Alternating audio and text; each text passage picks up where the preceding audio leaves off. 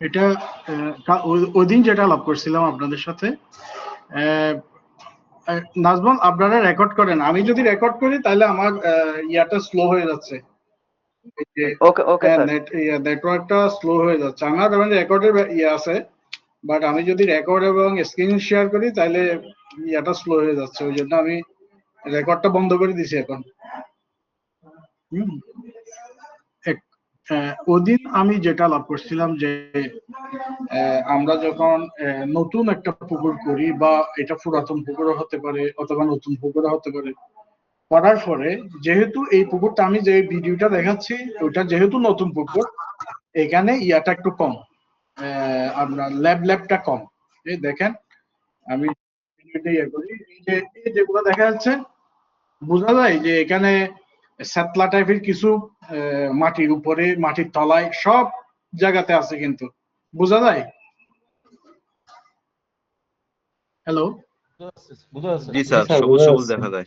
বুঝেছে স্যার, এটা কি বোঝা যাচ্ছে শুকনো সবুজ অ্যালগে আছে। শুকনো পুকুরে? হ্যাঁ, এটা শুকনো পুকুর। এটা জাস্ট পুকুর কাটার পরে পুকুরে একটু একটু পানি ছিল।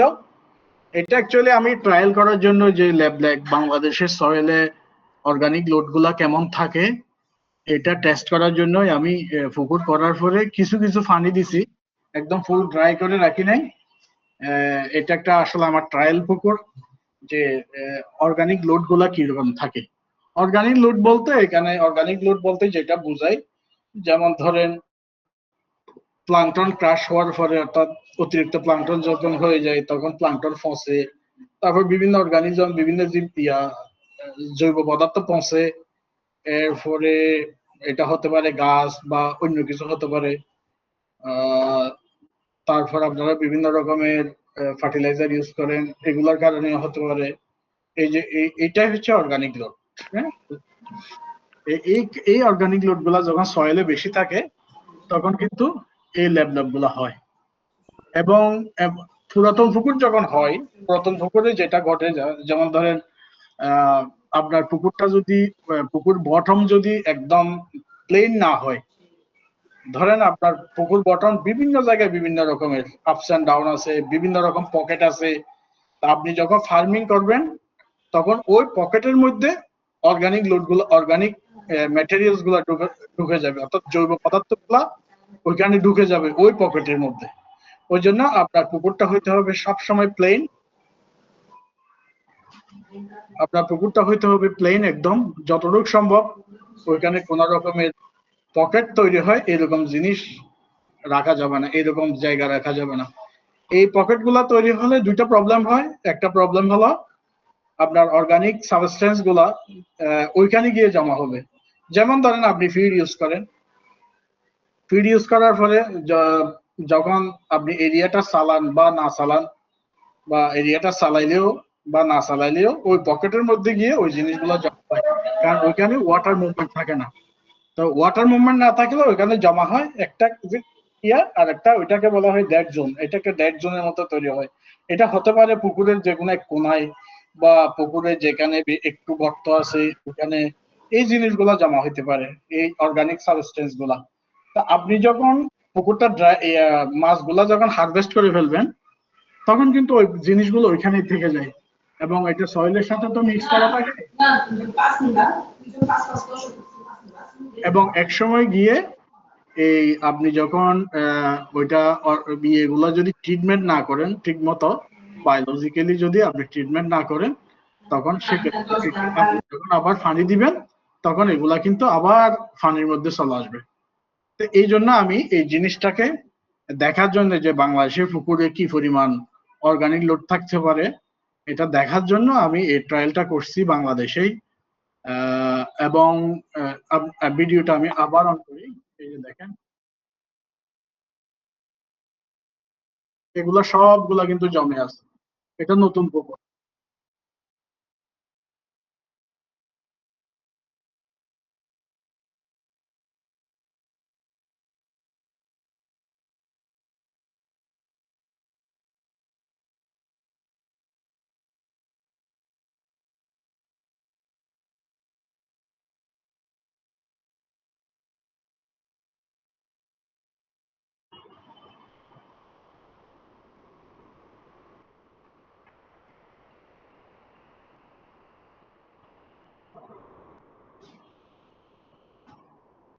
এরপরে দেখেন এরপরে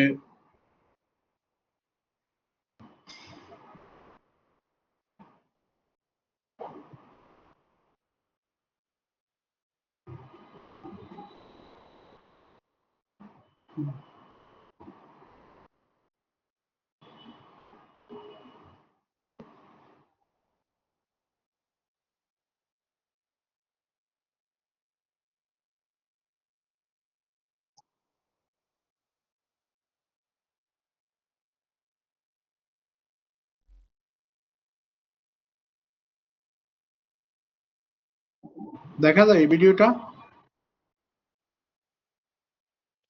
জি স্যার, দেখা যাচ্ছে স্যার। ভিডিওটা দেখতে পাচ্ছেন? জি স্যার, দেখা যায়। তসলিম ভাই আবার চলে গেছে। চলে গেছে না?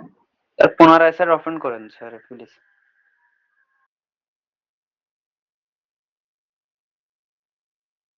এখন দেখা যায়? জি এখন স্যার। দেখা যায়? হ্যাঁ দেখা জি যাচ্ছে। জি এটা একটু ভালো করে খেয়াল করেন। এখানে আমি কিছু পানি দিছি, হ্যাঁ, পানি দেওয়ার পরে 1 ফিট মতো পানি দিছি এখানে। দেওয়ার পরে আমি এখানে সয়েল প্রোবায়োটিক্স দিছি, যেটা আপনাদেরকে বলছিলাম গতবার, যে গ্রানুলার সাইজের, দানাদার সাইজের সয়েল প্রোবায়োটিক্স দিছি এখানে।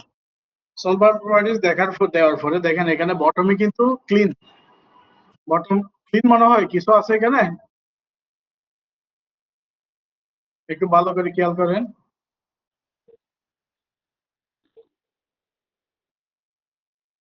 বুঝা যায়? হ্যাঁ, ক্লিন বোঝা যাচ্ছে। হ্যাঁ ক্লিন স্যার। হ্যাঁ ক্লিন।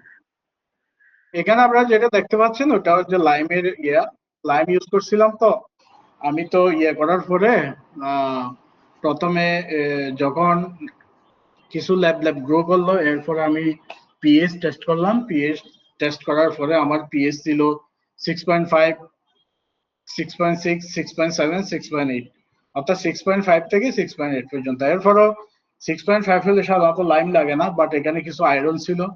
এবং আমি গতবার আপনাদেরকে বলছি যে এটা আমি ডিফারেন্ট পারপাসে লাইমটা দিই। এটা ক্যালসিয়াম অক্সাইড, যেটা পানিতে গরম হয়, ওইটা অন্য একটা পারপাসে ইউজ করি, সেটা হলো ডিসইনফেক্টেন্ট হিসেবে কাজ করে এবং অক্সিডাইজিং এজেন্ট হিসেবে কাজ করে। লাইম দিছিলাম, ওই লাইমের ইয়াটা এখানে, হ্যাঁ, আপনারা যেটা দেখছেন এটা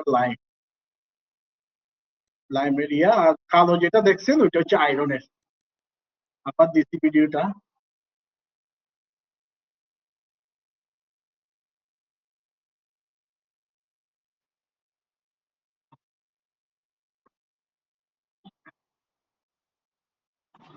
এটা আমি আবার করলাম। এটা একটা জিনিস, এখানে একটা ড্রাম দেখেন, ড্রামের সাথে একটা কিছু ঝোলানো আছে। এটা হচ্ছে পানির ব্যাগ। পানিটা যখন আমি পুকুরে দিই তখন কিন্তু এটা 200 মাইক্রনের ব্যাগ দিয়েই, দেখতে পাচ্ছেন আপনারা? জি স্যার, দেখা যাচ্ছে ড্রামের ভিতরে স্যার। হ্যাঁ হ্যাঁ, এটা হচ্ছে 200 মাইক্রনের ব্যাগ, এটা দিয়ে পানি দিছে এখানে। আর বটমটা একটু ভালোভাবে খেয়াল করেন এখন। দেখেন আমি আবার চালাচ্ছি এই কারণে যাতে আপনারা ভালোভাবে বুঝেন। এটা দেওয়ার পরে এই ভিডিওটা হচ্ছে 3 দিনের পরে, 3 দিন পরে এরকম ক্লিন ছিল। এরপর আমি আরো কিছুদিন পরে একটা ভিডিও দেখাবো আপনাদেরকে বোঝার সুবিধার জন্য।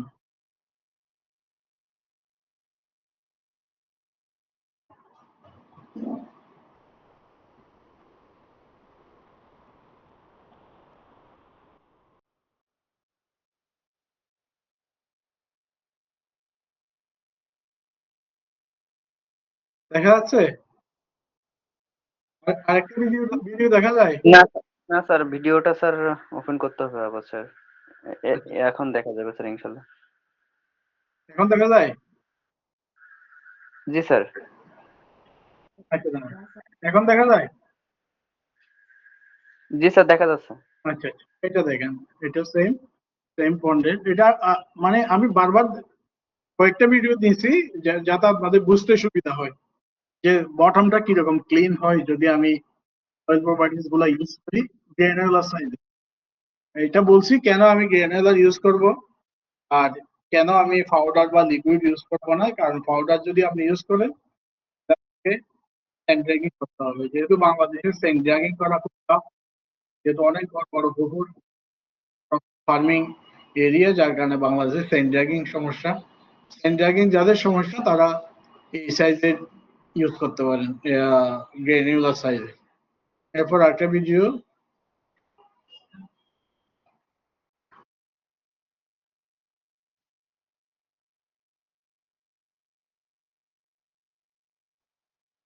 আরেকটা দেখা যাচ্ছে ভিডিও, এটা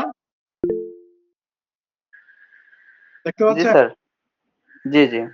আচ্ছা, ঠিক আছে। আপনারাও কথা এখানে একটা জিনিস আমি দেখাবো আস্তে আস্তে। এই, না, sorry।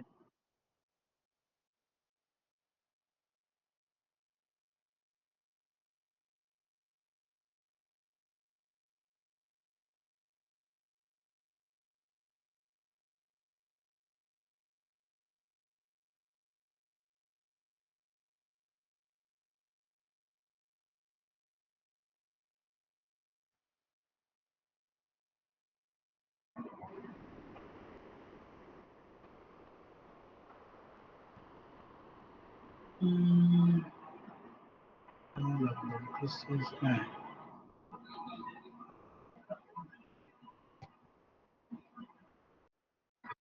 এই ভিডিওটা দেখতেছেন? এখন দেখতেছেন?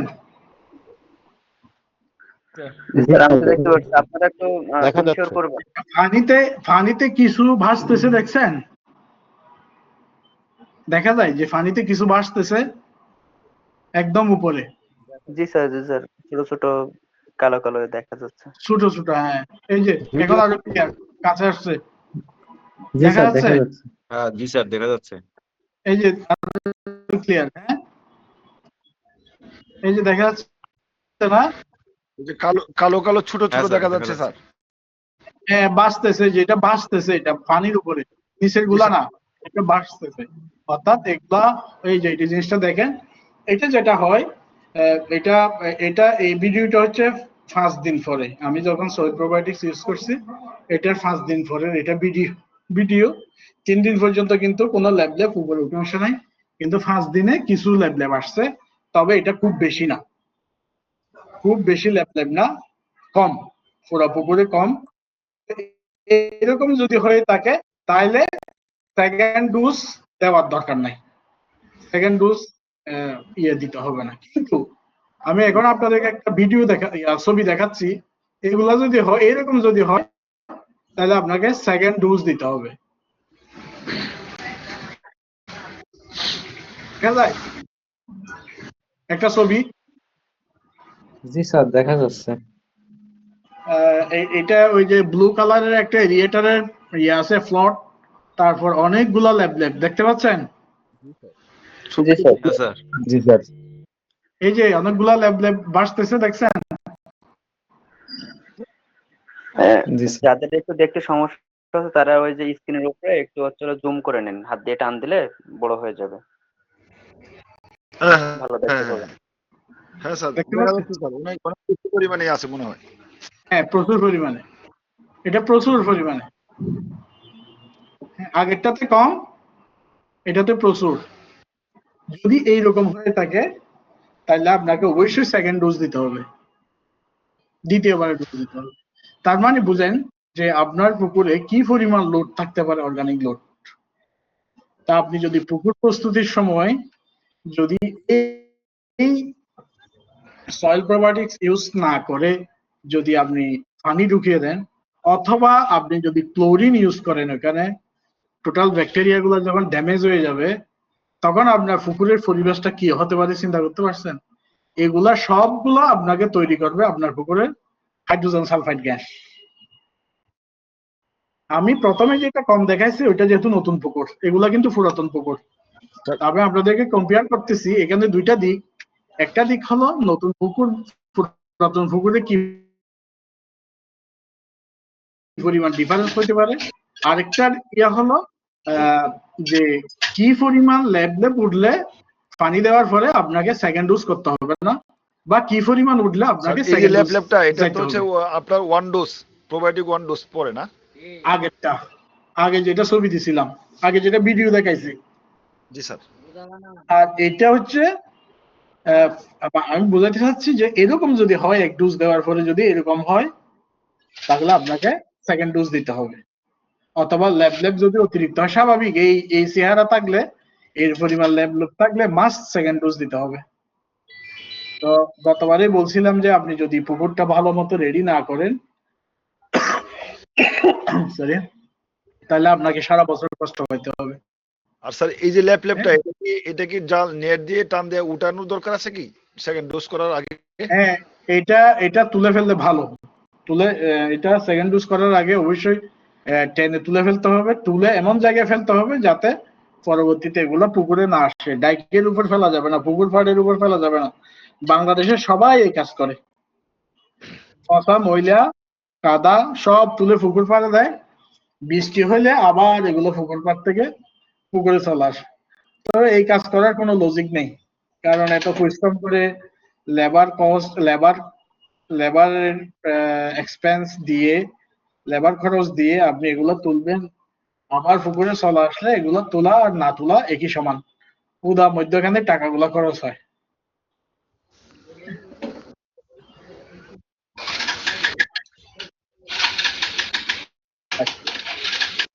এরপরে আপনাদেরকে আমি গতবার বলছিলাম যে যদি আপনি পুকুরটা ভালোভাবে রেডি করেন, মানে সয়েলটাতে যদি আপনি ঠিকমতো লাইমিং করেন, সয়েল টেস্ট করার পরে, সেক্ষেত্রে আপনাকে পানি দেওয়ার পরে প্লাঙ্কটন গ্রো করার জন্য কোন রকমের ফার্টিলাইজার, সিনথেটিক ফার্টিলাইজার হোক বা অর্গানিক ফার্টিলাইজার হোক, কোনো কিছু কিন্তু ইউজ করতে হবে না।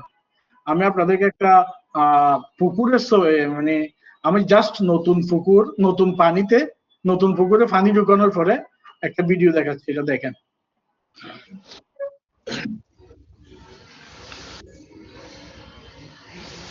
দেখা যায় জি স্যার।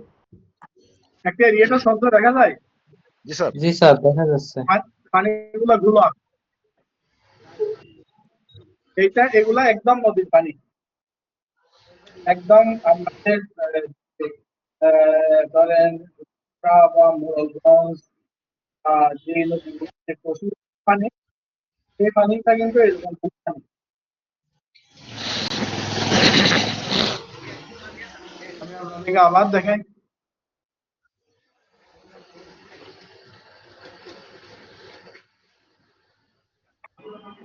এই এরিয়াটারের পাওয়ার হলো 750 ওয়াট, অনলি 750 ওয়াট, অর্থাৎ 1 হর্স পাওয়ার, এবং এটার ওয়াটার স্প্ল্যাশিং ক্যাপাসিটি অনেক হাই। এগুলো স্যার আমরা বাংলাদেশে পাবো স্যার এরিয়াটর গুলো? না, এটা বাংলাদেশে নাই। তো এটার সুবিধা হলো আপনারা যে এরিয়েটার গুলো ইউজ করেন, এগুলো কিন্তু ডবল পাওয়ার কনজিউম হয়। একটা হলো মোটর ঘোরানোর জন্য, মোটরের জন্য, আর একটা হলো আপনাদের এরিয়েটারের মধ্যে গিয়ার বক্স আছে।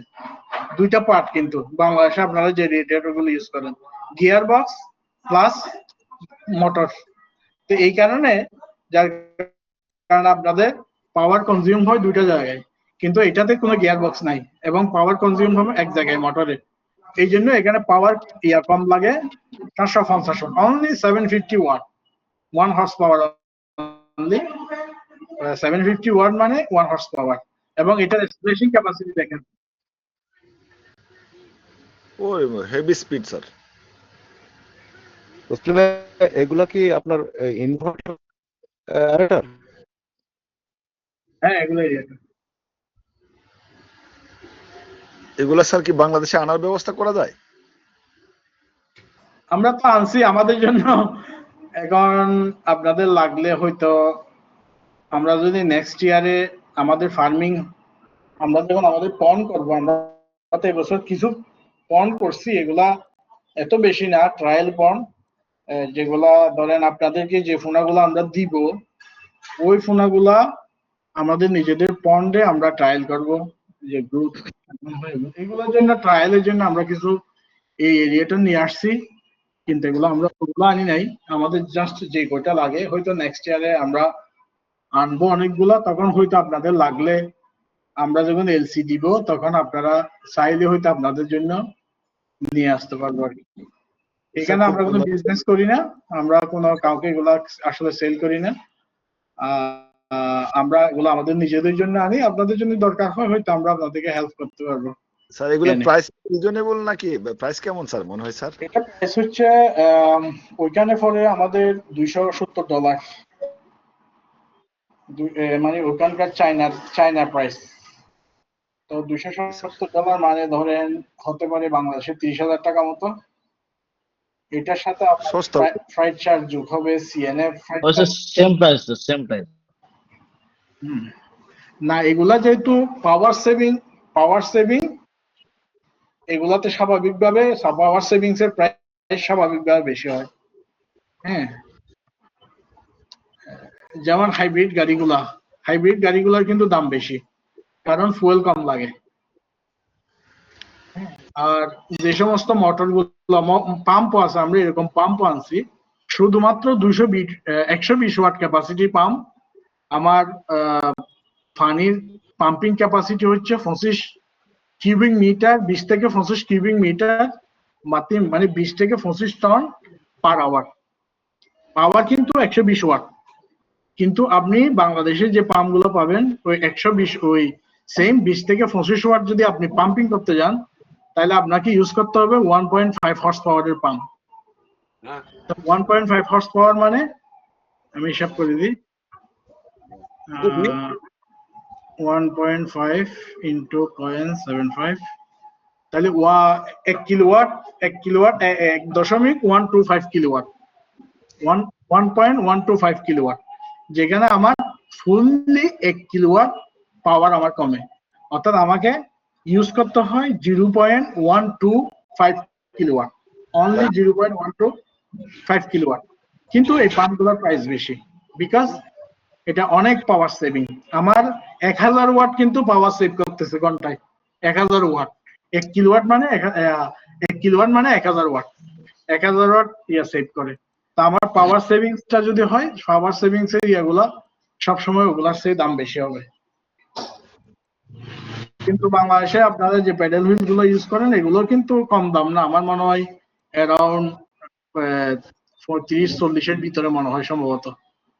এবং এগুলা হ্যাঁ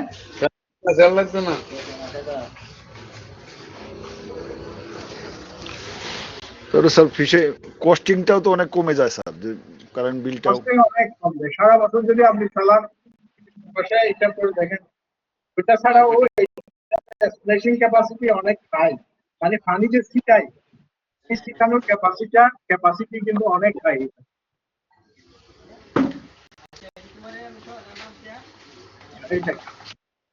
এরপরে পানি আমি এটাকে ঢুকাইলাম। পানি ঢুকানোর পরে আমি তখন আপনাদেরকে বলছিলাম যে যদি আপনি সয়েল পিএইচটাকে রেজ করে দেন, রেজ করলে কি হয়, আয়রন এবং অ্যালুমিনিয়ামটা ইয়া থেকে আয়রন এবং অ্যালুমিনিয়ামের কারণে যে নিউট্রিয়েন্টস গুলা সয়েলের মধ্যে বাইন্ডিংস থাকে, যেমন নাইট্রোজেন, ফসফরাস, NO2 NO3 ফর্মে নাইট্রোজেন, অ্যামোনিয়া ফর্মে নাইট্রোজেন, এনিওয়ে নাইট্রোজেন, ফসফরাস, হ্যাঁ, ক্যালসিয়াম, ম্যাগনেসিয়াম বা অন্য মিনারেলস গুলা পিএইচ কম থাকলে এগুলাকে আয়রন এবং অ্যালুমিনিয়াম এগুলাকে সয়েলের সাথে বাইন্ড করে ফেলে। বাইন্ড করার ফলে ওরা কিন্তু আপনি যতই পানি দেন এরা কিন্তু রিলিজ হয় না ইয়াতে, সয়েলে, ওয়াটারে আসতে পারে না। ওয়াটারে যদি আসতে না পারে তখন আপনাকে, ওয়াটারে আসতে না পারলে এটা স্বাভাবিকভাবে প্লাঙ্কটন হবে না, পানি কালার আসবে না। তখন আপনি কি করেন, তখন আপনি ওখানে ইউরিয়া, টিএসপি বা কালার আসার জন্য অনেক কিছু ইউজ করেন। তো এইটা যখন আপনি পিএইচটা যখন বাড়াই দিবেন লাইম দিয়ে, চুন দিয়ে, ক্যালসিয়াম অক্সাইড দিয়ে, তখন কিন্তু আপনাকে ওই ইয়াটা ইউজ করতে হবে না, ওই ইয়াগুলো ইউজ করতে, একদম ন্যাচারাল প্রসেস। সেক্ষেত্রে আপনার কস্টিংটা কিন্তু কমে যায় অনেক। আমি আপনাকে দেখাই। স্যার আরেকবার রিপিট করুন স্যার কথাটা। এটা হলো, আপনি যদি পিএইচটাকে বাড়াই দেন, সয়েল পিএইচ, যদি সয়েলের পিএইচ যদি কম থাকে, অর্থাৎ 7 নিউট্রাল, 7 এর নিচে হলে অ্যাসিড ফর্মে, আর 7 এর উপরে হলে বেস ফর্মে থাকে। তো 7 এর নিচের মধ্যে যদি 6.5 এর নিচে হয়, 6.5 এর যত নিচে যাবে তত কিন্তু অর্থাৎ পিএইচ যত নিচে যাবে তত কিন্তু ওই পানির মধ্যে সয়েলের মধ্যে যে সমস্ত নিউট্রিয়েন্টস গুলা থাকে, নাইট্রোজেন, ফসফরাস, ক্যালসিয়াম, ম্যাগনেসিয়াম ইত্যাদি থাকে, এগুলা কিন্তু পানিতে রিলিজ হওয়ার ক্যাপাসিটি অনেক কমে যায়। কারণ এখানে তখন প্রচুর আয়রন এবং অ্যালুমিনিয়াম থাকে।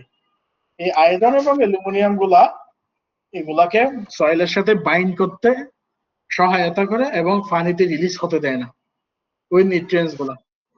তখন আপনি যদি পুকুরে পানি দেন, তখন যদি এই নিউট্রিয়েন্টস গুলা পানিতে রিলিজ না হয়, তখন তো আপনার যে প্লাঙ্কটন গ্রো করবে কি দিয়ে? মেইনলি নাইট্রোজেন এবং ফসফরাস দিয়ে প্লাঙ্কটন গ্রো হবে। তো এইগুলা যদি না যায় তখন কিন্তু প্লাঙ্কটন গ্রো হইতে পারে না। তখন তো আপনার তো এটা জানা নাই কেন প্লাঙ্কটন গ্রো হচ্ছে না আমার পুকুরে, কেন কালার আসতেছে না। তখন আপনি কারোর সাথে কথা বললে তখন বলবে যে সে আপনাকে বলবে ড্যাব দিতে, ডাইঅ্যামোনিয়াম ফসফেট, যেটা তাড়াতাড়ি কালার নিয়ে আসে, বা কেউ বলবে ইউরিয়া দেন, কেউ বলবে টিএসপি দেন, কেউ বলবে ইউরিয়া টিএসপি এগুলা দেন। ওইটা দিলেন, দিয়ে কালার নিয়ে আসলেন আপনি, তখন থেকে কিন্তু আপনি আপনার সমস্যার বীজ বপন করে দিলেন আপনার পুকুরে। যন্ত্রণা শুরু হলো। হ্যাঁ, তখন বুঝবেন না যন্ত্রণা, ইনস্ট্যান্ট বুঝবেন না, বুঝবেন কিছুদিন পরে, যখন ওইখানে আপনি ফিড দেবেন, ওইটা দিবেন, তখন এইটা হচ্ছে নতুন পুকুর। এখানে আমি পানি ঢুকানোর একদিন পরে পুকুর পানি দেখেন, এই যে এই কালারটা দেখেন, কালার আসছে অনেক সুন্দর কালার স্যার। জি স্যার। অনেক সুন্দর কালার। জি স্যার। এই যে দেখেন আরো ক্লোজ পিকচার। হ্যাঁ,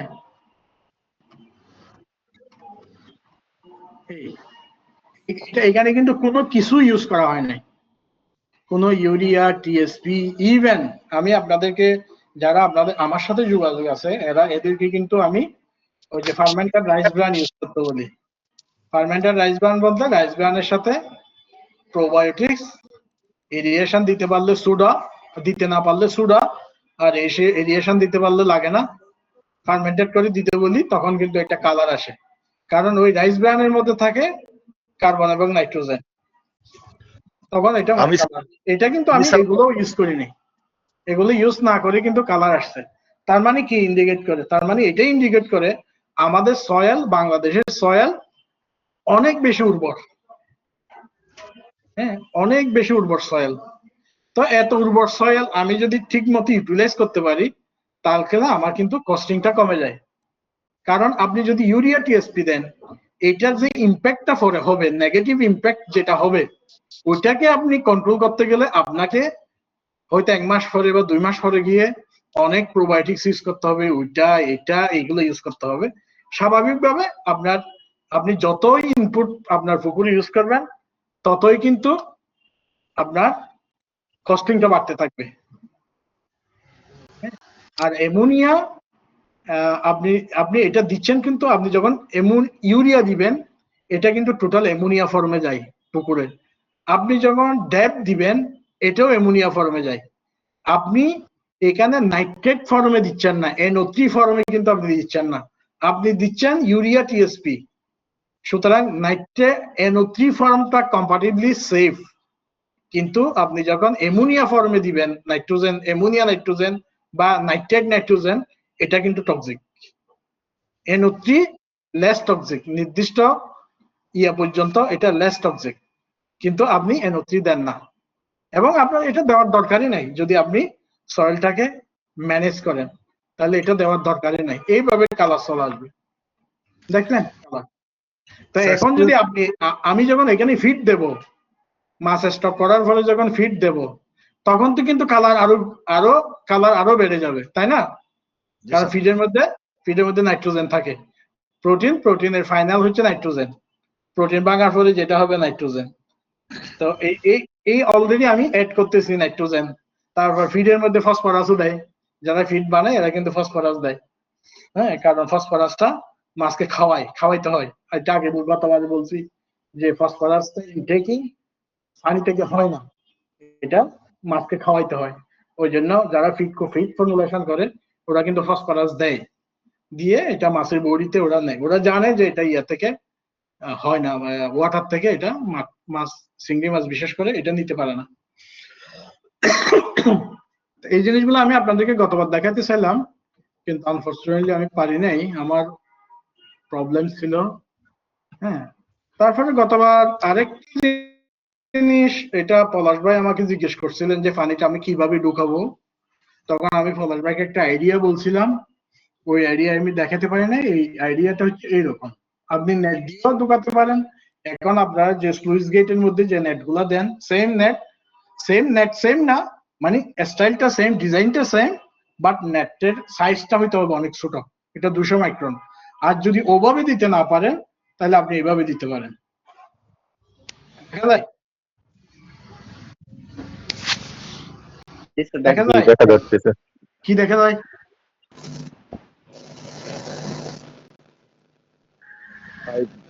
পাইপ দিয়ে পানি যাচ্ছে আর দেখা যাচ্ছে।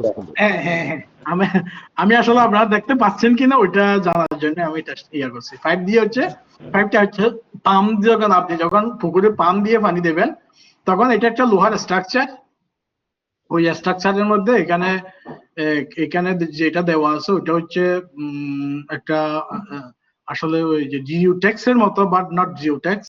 এটা জিওটেক্স না, কিন্তু আমাদের দেশে যেহেতু জিওটেক্স অ্যাভেলেবেল, আপনি এরকম একটা ফ্রেম বানাইয়া এর মধ্যে জিওটেক্স দিয়ে দিবেন।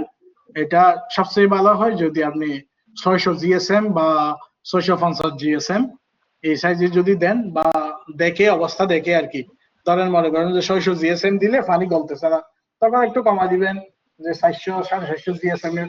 এখানে বাংলাদেশে বিভিন্ন সাইজে পাওয়া যায়, 300 350, 400 450, 600 650, এই বিভিন্ন জিএসএম এ পাওয়া যায়। জিএসএম মানে হচ্ছে গ্রাম পার স্কয়ার মিটার, গ্রাম পার স্কয়ার। হ্যাঁ বলেন। আর এটা কি বোরিং, আমি যদি বোরিং দিয়ে পানি দিই সেক্ষেত্রে এই সিস্টেমটা লাগবে? না, বোরিং থেকে দিলে এটা লাগবে না, তবে বোরিং এর পানি আপনি জায়গা বিশেষে ডাইরেক্ট দিতে পারবেন না, কারণ বাংলাদেশের বোরিং এর পানির মধ্যে প্রচুর আয়রন থাকে অনেক জায়গায়, আবার অনেক জায়গায় পানিটা খুব হার্ড থাকে, ক্যালসিয়াম বেশি থাকে, ম্যাগনেসিয়াম বেশি থাকে। ওই জন্য বেস্ট আপনি যখন বোরিং এর পানিটা ইউজ করবেন তখন পানিটা আপনাকে সেপারেট পন্ডে রেখে পানিটা তিতাইতে হবে, আমাদের বাংলাদেশে তিতানো বলে। হ্যাঁ, পানিকে সেটেল করতে হবে, এখানে কিছুদিন রেখে দিলে পানিটা অক্সিডাইজ হবে, তখন আপনি ওইটা জাস্ট ওখানে এরিয়াটা চালা দিলেন, অক্সিডাইজ হবে। অক্সিডাইজ যখন হবে তখন কিন্তু আপনার আয়রনটা সেটেল হবে এবং ওখানে যে টেম্পোরারি হার্ডনেস থাকে, টেম্পোরারি হার্ডনেসটা সেটেল হয়ে যাবে। সেটেল হওয়ার পরে ওই পানিটা আপনি ওই পুকুর থেকে আবার পাম্পিং করে সেপারেট পুকুরে এনে আপনি ইউজ করতে পারবেন। তো সেই ক্ষেত্রে স্যার আমরা যারা বাসা বাড়িতে, আমি তো নেত্রকোনা অঞ্চলের মানুষ, বাসা বাড়িতে আমরা পানিটা খাই সাবমার্সিবল দিয়ে, একটু মিনিমাম 200 ফিট গভীর থেকে পানিটা আনি, সেক্ষেত্রে কি স্যার পুকুরে পানিটা রাখতে হবে নাকি সরাসরি ঢুকাতে পারবো? না না, আপনি যেই পানি খান, আপনাদের এরিয়াতে আমার যে এক্সপেরিয়েন্স, আমি আপনাকে একটা জিজ্ঞেস করি, আপনি যে কাঁচের গ্লাস দিয়ে এই পানিটা খান বা জগের মধ্যে যখন পানিটা আপনি নেন, হ্যাঁ, কি ওই জগের মধ্যে কি কিছুদিন পরে সাদা সাদা কিছু জমে জগের গায়ে, গ্লাসের জগে? স্যার আয়রনের কিছু দেখি না।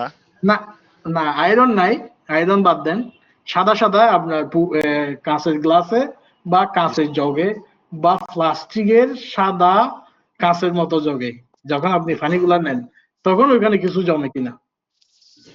ওভাবে খেয়াল করি নাই, তো খেয়াল করে জি দেখি। স্যার, জমে তো স্যার, ওরকম সাদা সাদা কাচের মতো ক্রিস্টাল জাতীয়।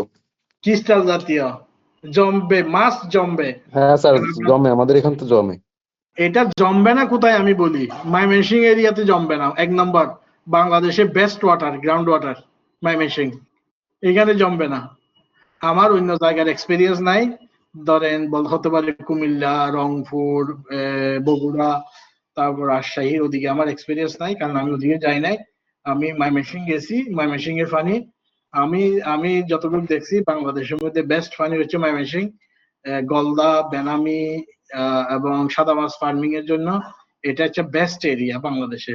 হয়তো আরো ভালো এরিয়া থাকতে পারে, এটা বগুড়া বা উত্তরবঙ্গ ওদিকে থাকতে পারে, ওগুলা আমি জানি না, আমি দেখি না এগুলা, কিন্তু হ্যাঁ উইকেন্ড, কিন্তু এটা জমবে। এই যে বিশেষ করে কোস্টাল এরিয়াতে আপনি শুকনগরই বলেন, খুলনা, সাতক্ষীরা, বাগেরহাট, যেখানে যান, যেমন মুন্সিগঞ্জে প্রচুর ওই পানিতে মানে এইটাই কিন্তু টেম্পোরারি হার্ডনেস। হ্যাঁ, এটা ক্যালসিয়াম, ম্যাগনেসিয়াম, এই যে ম্যাগনেসিয়ামের কার্বনেট বা বাইকার্বনেট, এগুলা এটাই যখন ওপেন আসে, ওপেন ওয়াটার সারফেসে আসে বা ওপেন জায়গায় যখন আসে, ওরা কিন্তু টেম্পারেচারের কারণে এটা ব্রেক হয়, ব্রেক হওয়ার পরে এটা সেটেল হয়ে যায় মাছের বডিতে। এটা এই যেভাবে আপনার গ্লাসে বা যেভাবে আপনার জগের মধ্যে লাগছে, ঠিক এই জিনিসটা আপনার মাছের বডির উপরেও লাগবে, শেলের উপর, যে কুষার উপর। তো দেখবেন যে কোনো সমস্যা নাই মাছের, কিন্তু মাছ ক্লোজ দিচ্ছে না, কিন্তু আপনি মনে করতেছেন মিনারেলস কম। কারণ ওই যারা এই কেমিক্যাল সেল করে ওদের কাছে যাবেন, ওরা বলবে ভাই আপনার পুকুরে মিনারেলস কম, আপনি মিনারেলস দেন, তখন আপনি দিলেন মিনারেলস। হ্যাঁ, তো তো এইভাবে আপনার কস্টিংটা বেড়ে যায়। তো এটা আসলে দরকার না। এটা হচ্ছে না কেন? এটা হচ্ছে না এই কারণে যে আপনার অলরেডি ওই টেম্পোরারি হার্ডনেসটা সেটেল ডাউন হয়ে আপনার ইয়ার মধ্যে লেয়ার হয়ে যায়, মাছের শেলের উপর একটা লেয়ার হয়। এই লেয়ার হওয়ার পরে কিন্তু ও আর খোসা দিতে পারবে না মাছটা। খোসা দিতে না পারলে যেটা হয়, কিছুদিন খোসা সে যদি ধরেন 1 গুণ 2 গুণ, প্রথম গুণ দিতে পারলো না, দ্বিতীয় গুণ যখন খোসা দিতে পারবে না, তখন কিন্তু সে ফিডিং কমাই দিবে, ফিড কম খাবে। ফিড কম খাওয়ার ফলে আরো যখন কিছুদিন যাবে, তখন সে কিন্তু তার দেখবেন যে গায়ের উপরে শেওলা জমতেছে, কারণ সে কুলস পাল্টাতে পারতেছে না। হ্যাঁ, শেওলা জমতেছে, শেওলা জমতে জমতে কিছুদিন পরে দেখবেন ওই মাছটা নরম হয়ে গেছে। বড়ি, আপনি বড়ি ধরে চাপ দিবেন, শেওলা তো আছে, ভিতরে নরম হয়ে গেছে, বড়ির মাসেল গুলা, মাংস গুলা নরম হয়ে গেছে। যখন নরম হবে, তখন কিন্তু আপনি ওই মাছকে কোনো অবস্থাতে করতে পারবেন না, ফিরাইতে পারবেন না ওইখান থেকে। তা আপনার পুকুরে যখন শুরুতেই এগুলা হবে, ওই জন্য সবসময় আপনাকে, আপনি যখন পুকুরে পাড়ে যাবেন, সবসময় মাছের হেলথ গুলো আপনাকে চেক করতে হবে। অলওয়েজ বেস্ট, অলওয়েজ, পারলে ডেইলি, না পারলে 2 দিন পর, না পারলে 3 দিন পর আপনাকে অবশ্যই হেলথ চেক আপ করতে হবে যে মাছগুলোর কি অবস্থা, ওরা কোষাটা ঠিক মতো দিচ্ছে কিনা। এটা খুবই ইম্পর্টেন্ট, কোষাটা দেওয়া খুবই ইম্পর্টেন্ট। কারণ কেন ইম্পর্টেন্ট? কোষা দেওয়া মাছের জন্য একটা খুবই কঠিন কাজ। কোষা ফালটাইতে ওদের প্রচুর এনার্জি লাগে। হ্যাঁ, মাছ যদি মাছের বডিতে যদি এনার্জি না থাকে, সে কিন্তু কখনো কুসা পাল্টাতে পারবে না।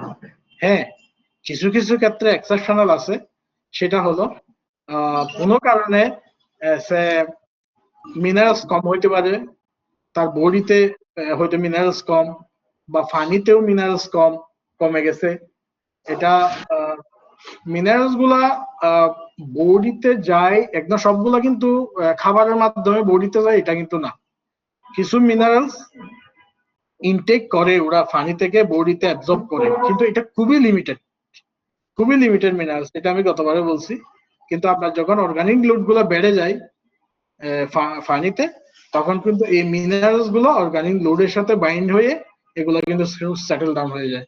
তখন আপনার পানিতে মিনারেলস এর পরিমাণ কমে যায়, তখন আপনাকে মিনারেলস অ্যাড করতে হয়। এই হচ্ছে মেকানিজম। এটা হচ্ছে পানি দেওয়ার প্রসিডিউর। তসলিম ভাই, ওই হ্যাঁ, মিনারেল না, আপনার একটা ক্যালসিয়াম ডিপোজিশন অন শিম শেল আর প্রিমোল্টিং স্ট্রেস, এই দুইটা সম্পর্কে আবার একটু এখানে করেন, রিপিট করেন। ফ্রি মোল্টিং স্ট্রেস আর ক্যালসিয়াম ডিপোজিশন, এই দুইটা সম্পর্কে আবার একটু। ফ্রি মোল্টিং স্ট্রেস হলো, ধরেন আপনার এগুলা তো অনেক কারণে হয়, বিশেষ করে ম্যানেজমেন্টের কারণে হয়।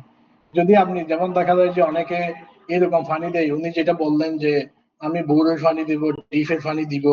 হ্যাঁ, ডিফের ফানি এটা এলাকা ওয়াইজ দিয়া হয়। ওইখানে যদি ওই ডিফের ফানি গুলা যদি আপনার টেম্পোরারি হার্ডনেস যদি থাকে, পার্মানেন্ট হার্ডনেস সমস্যা নাই, পার্মানেন্ট হার্ডনেস সাধারণত থাকে স্যালাইন ওয়াটারে, আর ফ্রেশ ওয়াটারে টেম্পোরারি হার্ডনেস থাকে। এবং এই হার্ডনেস ফ্রেশ অ্যাবসলিউট যদি এটা ফ্রেশ ওয়াটার হয়, যদি কোনো স্যালাইন না থাকে, এটা অনেক কম হতে হয়। যেমন ধরেন 75 থেকে 120 বা সর্বোচ্চ 150 হার্ডনেস এর মধ্যে থাকতে হবে। সবচেয়ে বেস্ট হচ্ছে 100 যদি হার্ডনেস থাকে, যদি এটা অ্যাবসলিউটলি ফ্রেশ ওয়াটার হয়, কোনো যদি স্যালাইন না থাকে। আর যদি এইটা এখানে যদি স্যালাইন থাকে, তখন কিন্তু স্যালাইনিটির সাথে সাথে হার্ডনেসটা বেড়ে যাবে, ক্যালসিয়াম ম্যাগনেসিয়াম পরিমাণ ওই রেশিওতে বাড়তে থাকবে। এটা আমি যখন ওয়াটার প্রিপারেশনের ইয়াটা বলবো, তখন আমি এটা আপনাদেরকে বলবো যে স্যালাইন কত হলে ক্যালসিয়াম ম্যাগনেসিয়ামের রেশিও কি হয়, এটা আমি তখন বলবো। তো যখন এই যখন আপনার মাছটা কোনো কারণে স্ট্রেস হয়, এটা স্ট্রেস অনেক কারণে হতে পারে। মূলত এনভায়রনমেন্টের কারণে প্রথম স্ট্রেসটা এনভায়রনমেন্টের কারণে হয়। এই এনভায়রনমেন্টের কারণে যখন স্ট্রেসটা হয়, যেমন ধরেন আপনার টেম্পারেচার অনেক আপ ডাউন করতেছে, পিএইচটা অনেক আপ ডাউন করতেছে, অ্যালকালিনিটি অনেক আপ ডাউন করে, সকালে একরকম বিকাল আরেক রকম, তারপর পিএইচটা সকালে একরকম বিকাল আরেক রকম।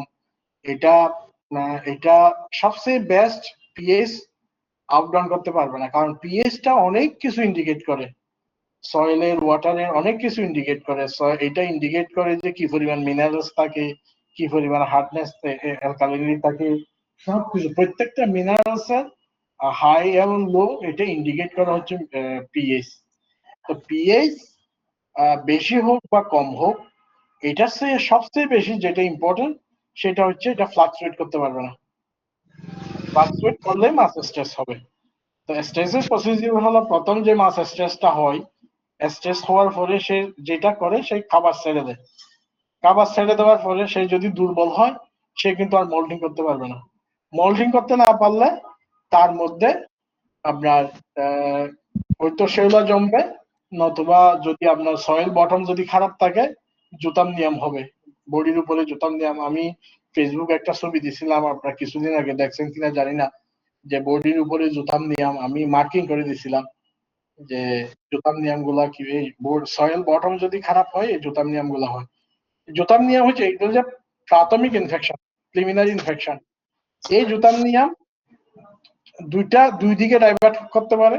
প্রথমত তাদের মোল্ডিং করতে না দিতে পারে, এবং পরে সে মোল্ডিং না করে মাসেল সফট হয়ে সে বাড়বে না, একদিন গিয়ে মারা যাবে, এক সময় গিয়ে মারা যাবে। আর অথবা যেটা হতে পারে, তার সেকেন্ডারি ইনফেকশনে যেতে পারে, ব্যাকটেরিয়াল বা ভাইরাল ইনফেকশন হতে পারে, ওখানে নেক্রোসিস হতে পারে।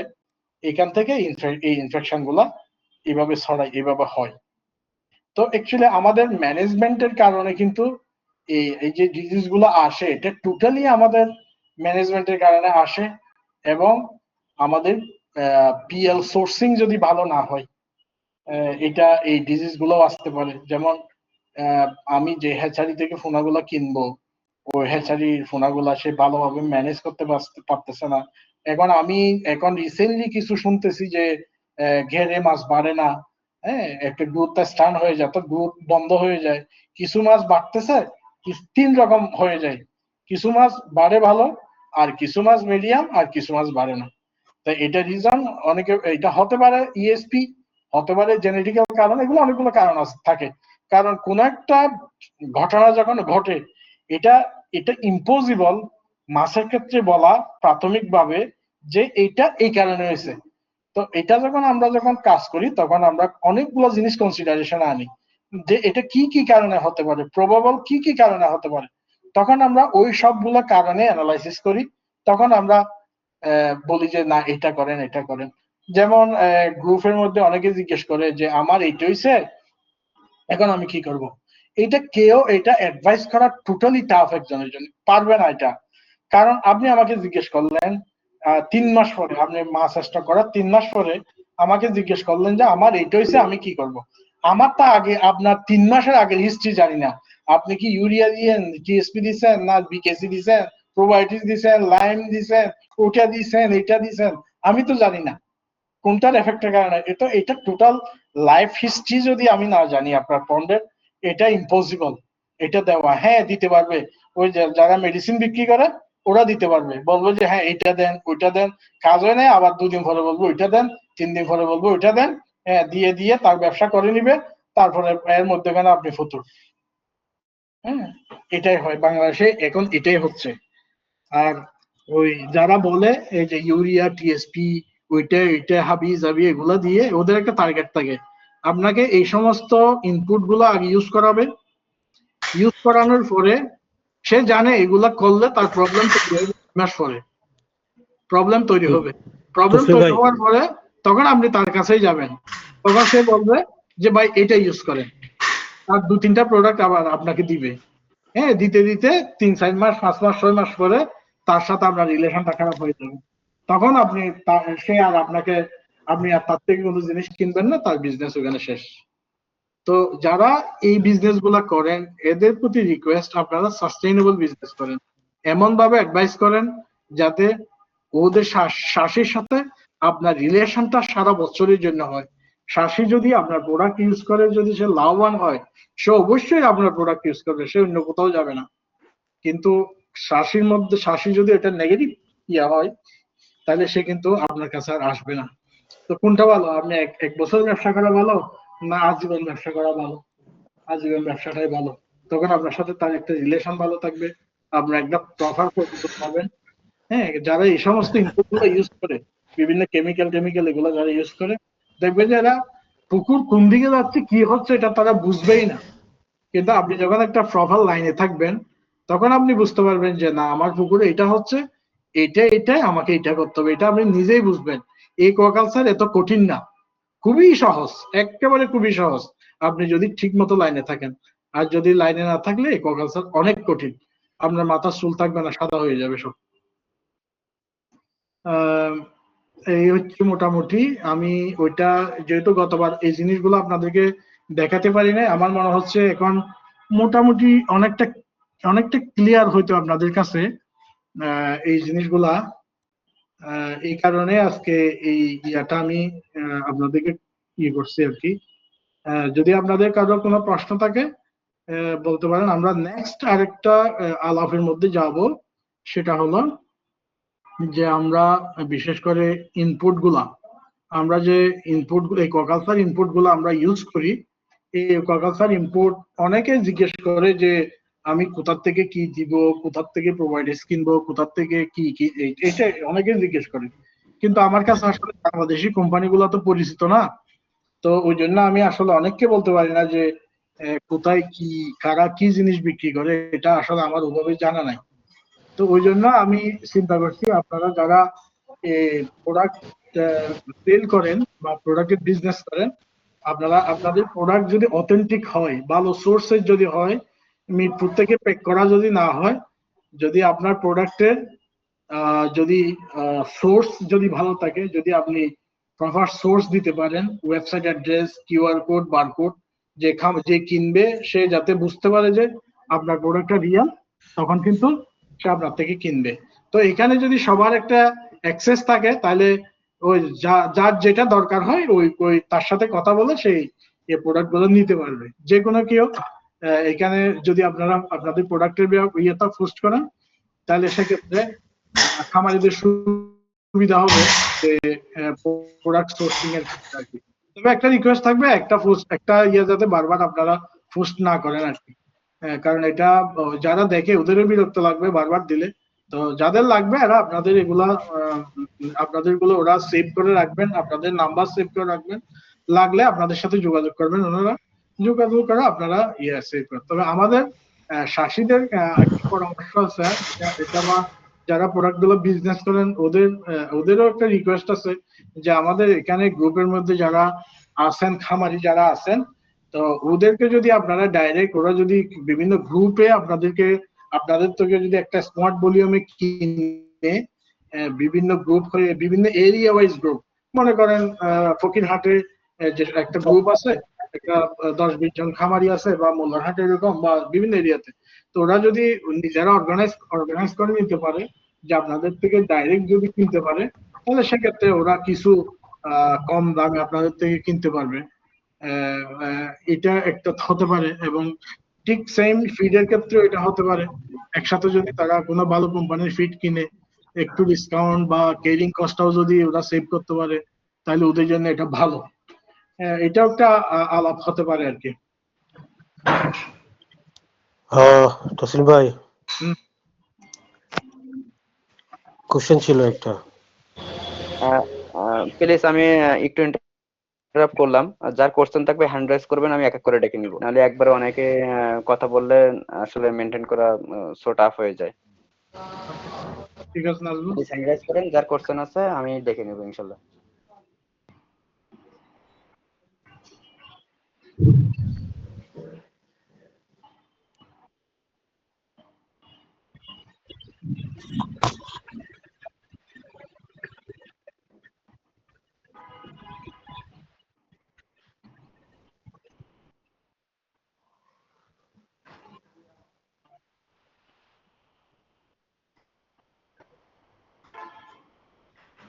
হ্যাঁ নাজমুল, শোনা যাচ্ছে? হ্যালো। জি স্যার, শুনতে পাচ্ছি স্যার। হ্যাঁ বলেন, আপনারা বলেন।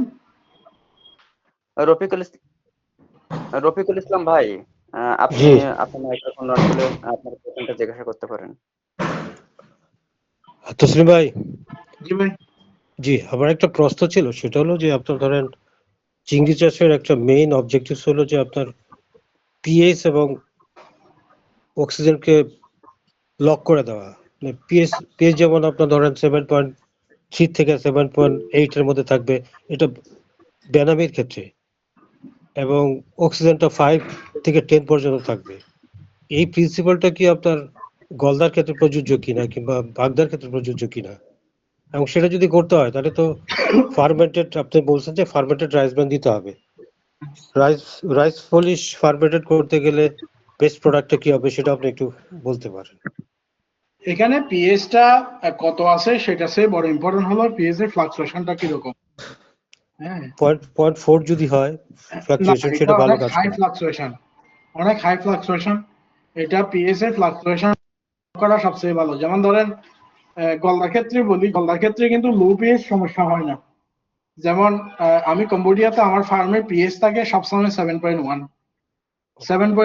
গ্রোথে কোনো প্রবলেম নাই। এবং আপনারা আশ্চর্য হবেন বা বিশ্বাস করবেন কিনা সেটা জানি না, ব্রাজিলে আমার এক ফ্রেন্ড আছে, ব্রাজিলে সে গলদার শ্বাস করে, তার ওয়াটারের পিএইচ থাকে হলো 5.4। ও হ্যাঁ ইন্টারেস্টিং। হ্যাঁ ইন্টারেস্টিং। তো এটা এটা এটা আমার কাছে খুব আশ্চর্যজনক লাগে, কিন্তু সে করতেছে, তার অনেক পেপারসও পাবলিশ হয়েছে। বাট আমি নিজে 7.1 কন্টিনিউয়াসলি 7.1 করছি। আমার সকাল বিকাল 7.1 থেকে নিচেও নামে না, উপরেও নামে না। এটা একটা কারণও আছে আমার ওইখানে, এটা কোনো অন্য মেকানিজমের জন্য না, কারণ আমার ওইখানে পানি খুব ঘোলা, ওইখানে প্লাঙ্কটন হওয়ার সুযোগ নাই। তো ওই জন্য ওইখানে 7.1 আমার কোনো প্রবলেম হয় না, গ্রোথ ঠিক থাকে। এবং এই ইয়াগুলা ইনফরমেশন গুলো অ্যাকচুয়ালি পাওয়া। তো যেহেতু আমার পানি গুলা থাকে, আমি দেখতাম যে ম্যাক্সিমাম ক্ষেত্রে আমার অক্সিজেন থাকতো 3.5, ইভেন 2.5 এর মধ্যে নিচে নেমে আসতো। 2.5 এ আসলে, এটা আমি গলদার ক্ষেত্রে বলতেছি, অন্য মাছের ক্ষেত্রে বেনামি আর ইয়ের ক্ষেত্রে ডিফারেন্স সেম না। হ্যাঁ, তো গলদার ক্ষেত্রে 2.5 আমি দেখলাম প্রবলেম হয় নাই, কিন্তু লো ডেন্সিটি ছিল এটা। এটা আমার ডেন্সিটি ছিল 2 থেকে 3 পার মিটার স্কয়ারে। 2 থেকে 3 মানে 2টা হইলে প্রতি শতকে হয় 80টা, থেকে 3টা হইলে 80টা থেকে 120টা। এটা লো ডেন্সিটি। লো ডেন্সিটি এই জন্য দিতে হয় কারণ ওইখানে আমার ওইখানে পানিগুলা ওআরপি অনেক হাই থাকে, যার কারণে ইয়াটা আমার, আমি যদি এরিয়াটারও চালাই আমার অক্সিজেন স্যাচুরেশন হয় না, যেহেতু এখানে প্রচুর টার্বিড, মানে প্রচুর সাসপেনশন ম্যাটেরিয়ালস এবং প্রচুর কাদা থাকে। তো এটা ডিজলভিং ক্যাপাসিটি অনেক কম থাকে। তো এখানে আমি কত, আমার পিএইচ 7.1 না 8.1 না 8.5 না 7.5, এটা এটা তো অবশ্যই ইস্যু।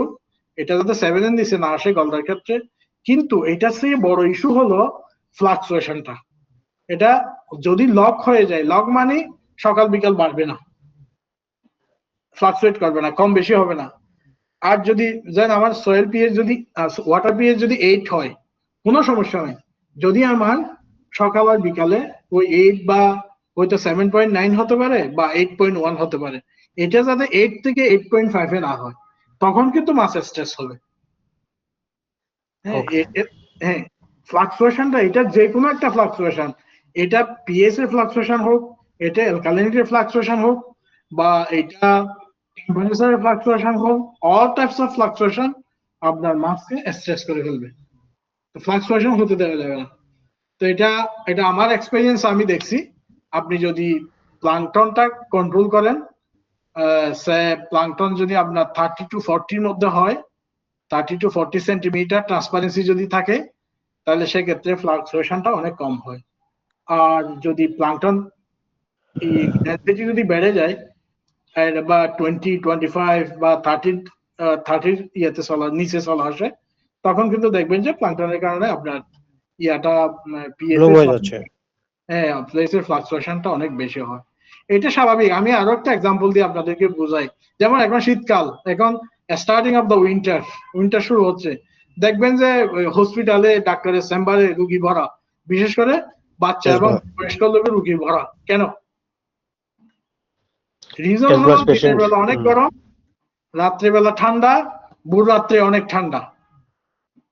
তো এরকম মানুষের বেলায় যদি এটা হয়, অর্থাৎ ঠান্ডা মানে কি, ফ্লাকচুয়েশনটা অনেক হাই, দিনে একরকম, সকালে একরকম, রাত্রে আরেক রকম, ভোর রাত্রে আরেক রকম। তো মানুষের বেলায় যদি মানুষ এইভাবে লাইন ধরতে হয় হসপিটালে, তো মাছের বেলায় কি হবে? সেম। সব অ্যানিমেলের ক্ষেত্রে কিন্তু বেসিক জিনিসগুলা কিন্তু same. Thank you. Thank you. আসসালামু আলাইকুম। ওয়ালাইকুম ভাই, আসসালাম। আমার একটু প্রশ্ন ছিল। প্লিজ কোন ভাই বলছেন প্লিজ? জি, আমি জসিমউদ্দিন ভাই বলছিলাম, আমি রংপুর ডেকে থেকে। নিব, আমি ডেকে নিব প্লিজ। ওভাবে করলে বিশৃঙ্খলা হয়ে যায়, প্লিজ একটু মেনটেন করার সুযোগটা দিবেন। জি, অবশ্যই। এমডি জসিম উদ্দিন ভাই হ্যান্ড রাইজ করছেন, জি ভাই। শুনতে পাচ্ছেন আপনি? জি আপনি আপনার প্রশ্নটা করতে পারেন। জি, আমি প্রথমে সালাম দিয়েছি, আসসালামু আলাইকুম। আমার বাসা হচ্ছে রংপুরে। আমি 2019 সাল থেকে 23 সাল পর্যন্ত হ্যাচারি সেক্টরে কাজ করছিলাম, গলদা চিংড়িতে। তো আমার প্রশ্নটা হচ্ছে জোথানিয়াম নিয়ে। হ্যাচারি এবং শেড অর্থাৎ ঘেরে যদি জোথানিয়াম নিয়ে কোনো সমস্যায় আমি সম্মুখীন হই, আমার কাছে শর্ট 2-1টা টিপস যদি দিতেন তাহলে আমার জন্য উপকার হইতো আর কি। একটু টিপস আর যদি প্রাথমিক, হ্যাঁ বলে। সেই সাথে আরেকটা প্রশ্ন রাখবো, সেটা হচ্ছে যে পুকুরে প্লাঙ্কটন করার জন্য মানে আপনি এমন কিছু থিওরি আমাকে দিবেন যেটা হচ্ছে আমার জন্য খুব বেটার হয় আর কি। আশা করি বুঝতে পারছি, ইনশাল্লাহ প্রশ্নগুলো পাবো আর কি। হ্যাঁ, এখানে এটা জুতানিয়াম হোক বা আপনি যেহেতু রংপুরের মানুষ, দেখবেন যে আপনার ওদিকে যে সমস্ত মিষ্টি পানির মাছগুলা ফার্মিং হয়, ওইখানে দেখবেন যে উকুন, তারপরে অ্যাঙ্কর, এগুলো মাছের মধ্যে প্রচুর হয় বাংলাদেশে। হ্যাঁ, আপনার মাছের মধ্যে, চিংড়ি মাছের মধ্যে জুতানিয়াম হয়। এটা একমাত্র কারণ হলো বটম ফসা, বটম ফসে, পুকুরগুলাতে তলায় ফসে। তলায় যখন ফসবে তখন কিন্তু এগুলা তৈরি হয়। একটা জিনিস দেখবেন, এই যে মাছ দেওয়ার সাথে সাথে কিন্তু ওই উকুন, অ্যাঙ্কর, এই যে জুতানিয়াম হয় না, হয় কিন্তু কিছুদিন পরে, হতে পারে 3 মাস, 4 মাস, 5 মাস পরে সাদা মাছের জি ক্ষেত্রে এটা হয়। সাথে সাথে হয় না। কেন হয় না? যদি আপনার ওখানে ওইটা হইতো তাহলে তো শুরুতেই হইতো।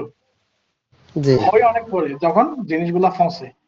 তো আপনারা এমন কিছু ইউজ করেন যেগুলা বটমটাকে নষ্ট করে ফেলে, বটমটাকে ফসায়, তখন কিন্তু এই জিনিসগুলা হয়। এটা কারণে হতে পারে। আর যদি আপনি যে ফার্ম, যে হ্যাচারি থেকে পোনাগুলো কিনবেন, ওই হ্যাচারিতে যদি অলরেডি চিংড়ি পোনা হোক বা ওই সাদা মাছের পোনা হোক, সাদা মাছের পোনা হইলে ওই যে অ্যাঙ্কর আর উকুন, আর চিংড়ির পোনা হইলে জুতানিয়াম।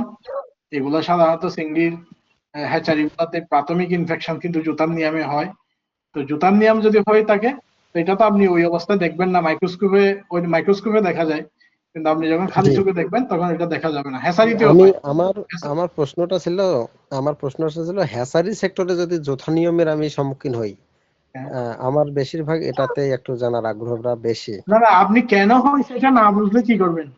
জি জি জি আপনাকে তো জি আগে বুঝতে হবে যে এটা কেন হয়। ধন্যবাদ। তাহলে আপনি বুঝবেন যে এটা না হওয়ার জন্য কি করতে হবে। হুম হুম হ্যাঁ, এটা তো আপনি যেটা বলতেছেন ওটা হলো বাংলাদেশের ওষুধ কোম্পানি যে অ্যাডভাইস করে এগুলা, আমার এটা হয়েছে এটা দাও, ওইটা হয়েছে এটা দাও, এটার কোনো সলিউশন না। ওইটা আজীবন, এটা হয়েছে ওইটা দিতে হবে, আজীবন দিতে হবে, ওইটা সলিউশন আসবে না। তো আপনাকে আপনাকে দেখতে হবে যে ওইটা কেন হয়, ওই কেন হয়, ওই না হওয়ার কাজটাই আপনাকে আগে করতে হবে। এরপরে যদি আসে তখন সেক্ষেত্রে আবার অন্য কাজ। হ্যাঁ, যদি আসার পর যদি ট্রিটমেন্ট একটু বলতেন। আসার পরে যদি জুতামনিয়াম এর ফলে যদি আসে, যদি আপনার পুকুরের তলায় যদি আসে, তাহলে সেক্ষেত্রে আপনাকে ধরে নিতে হবে, সিঙ্গিতে যদি আসে ধরে নিতে হবে আপনার পুকুরের তলা ফসা। তাহলে আপনাকে অবশ্যই এখানে গ্র্যানিউলার সাইজে, গ্র্যানিউলার টাইপের সয়েল প্রোবায়োটিক্স ইউজ করতে হবে। হ্যাঁ, এটা শুরুতেই চেক করতে, চেকের মধ্যে থাকতে হবে এগুলা। শুরুতে যদি আপনি এটা বুঝতে পারেন যে এখানে জোথামনিয়াম আসছে আমার পন্ডে, পুকুরে, তখন আপনাকে এই সয়েল প্রোবায়োটিক্স ইউজ করতে হবে। যেটা সবথেকে ভালো হয় যদি এটা গ্র্যানিউলার হয়, গ্র্যানিউলার হলে মাটির নিচে যায়, মাটির নিচে গেলে এটা মাটির নিচেও কাজ করে, সারফেসে না। আর যদি আপনি পাউডার বা লিকুইড দেন, এটা শুধুমাত্র সারফেসে কাজ করে, তবে সেক্ষেত্রে আপনাকে সেইন ড্র্যাগিং করতে হবে, সেইন টানতে হবে। সেইন টানলে মাটিটা উলট পালট করে দিতে হবে, তখন আপনার বটমটা ক্লিন রাখতে হবে। এক সেকেন্ড জি হলো আপনাকে আর্টিফিশিয়ালি ওই টাইমে প্রাথমিক স্টেজে আপনার মাছের হেলথ যদি ভালো থাকে, আপনি যদি কিছু আর্টিফিশিয়ালি মোল্টিং করান, যেমন ধরেন আপনি যদি ডোলোমাইট ইউজ করেন, তখন কিন্তু এটা মোল্টিং করবে। মোল্টিং করলে কিন্তু জুতান চলে যাবে। জি, বুঝতে পারছি, অসংখ্য ধন্যবাদ। হ্যাঁ, আসসালামু আলাইকুম। প্লিজ কোন ভাই কথা বলছেন, নামটা একটু বলবেন প্লিজ।